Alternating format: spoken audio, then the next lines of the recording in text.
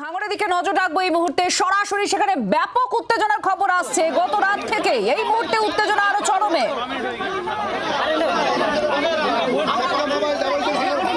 তৃণমূলের আইএসএফ এর মধ্যে চাপানোতর কি চলছে সেখানে আমরা জানবো। এই মুহূর্তে দেখতে পাচ্ছেন সেখানকার ছবি সরাসরি।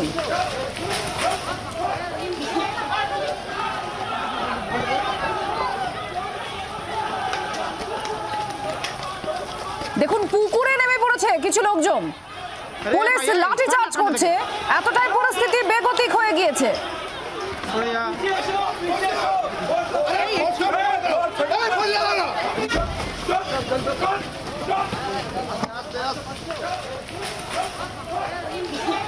ভাঙড়ে ব্যাপক উত্তেজনা। দেবারতী আমাদের সঙ্গে রয়েছেন। দেবারতী, আমরা দেখছি পুলিশ লাঠিচার্জ করতে বাধ্য হচ্ছে, পুকুরে লোকজন নেমে গিয়েছেন, কি হয়েছে, কি অবস্থা এখন?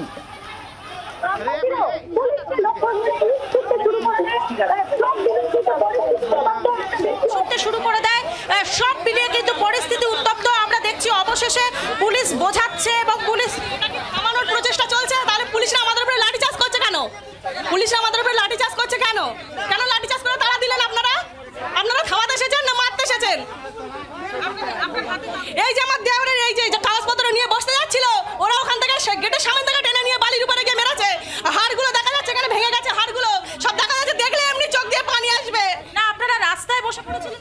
আমাদের দেওয়ারকে নিয়ে যাওয়ার জন্য কোনো গাড়ি পাওয়া যাচ্ছিল না, সেই জন্য বসেছিলাম আমরা। তারপরে কি? তারপরে লাস্টে পুলিশের গাড়ি দিয়ে পাঠানো হলো। গাড়ি এখন নিয়ে গেছে? হ্যাঁ, নিয়ে গেছে। আপনাদের কি আমাদের তো প্রথমে যেতে দেবে না বলেই মারপিটটা করেছে।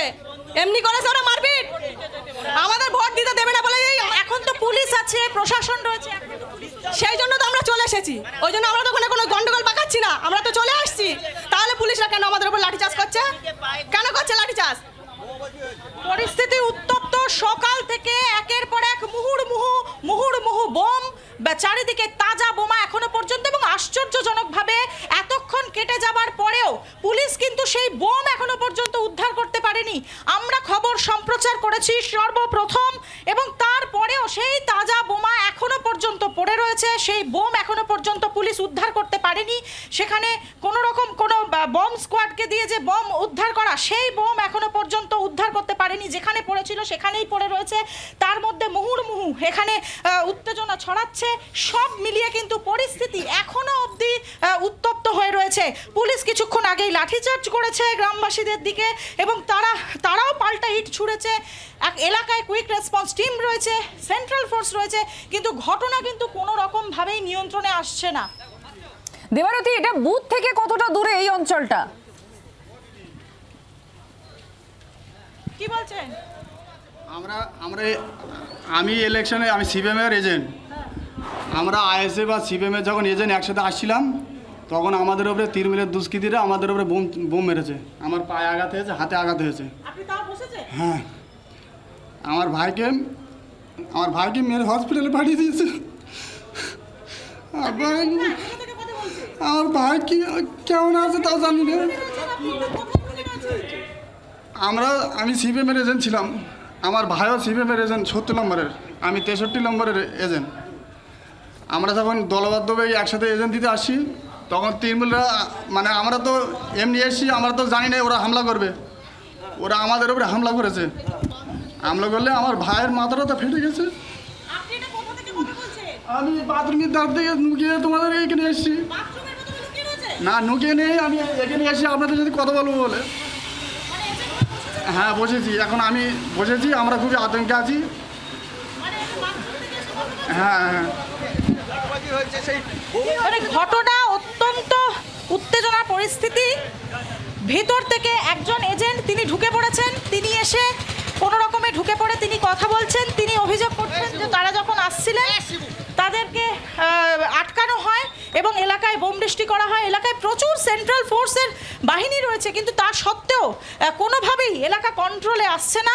এবং স্বভাবতই স্কুলের একদম গেটের বাইরে বোম বৃষ্টি হয়েছে। স্কুলের গেটের সামনে গোটা রাস্তা জুড়ে বোমের সুতুলি পড়ে রয়েছে। ভোটাররা দাঁড়িয়ে রয়েছে, তাদের পায়ের সামনে বোমের সুতুলি পড়ে রয়েছে। বলছে আপনাদের আতঙ্ক লাগছে? ভয় দিতে তো আতঙ্ক লাগবে না। এরকম হলে কি হবে? ভোট দিতে এসছি, প্রশাসন আছে বলে এসছি। কি হবে বলতে পারবো না, কি হবে পালাতে হবে। এখানে দেখছো ভোটাররা তাদের পায়ের সামনে বোম পড়ে রয়েছে এবং এখনো পর্যন্ত যারা এলাকার বাসিন্দারা পর্যন্ত ভয় পাচ্ছেন, তারা বলছেন যে বোমটায় কোনো রকমে পা ফাটলেই কিন্তু লাগলেই সেই বোমটা বোম ফেটে যাবে। ওটা পা লাগলে বোমটা ফাটবে। আর সকাল, হ্যাঁ আমরা এই রাস্তা দিয়ে ভোট দিতে আসবো, বাড়ির মেয়ে ছেলেরা আসবে, কিন্তু এই বোমটা এখানে পা পড়লেই ফাটবে।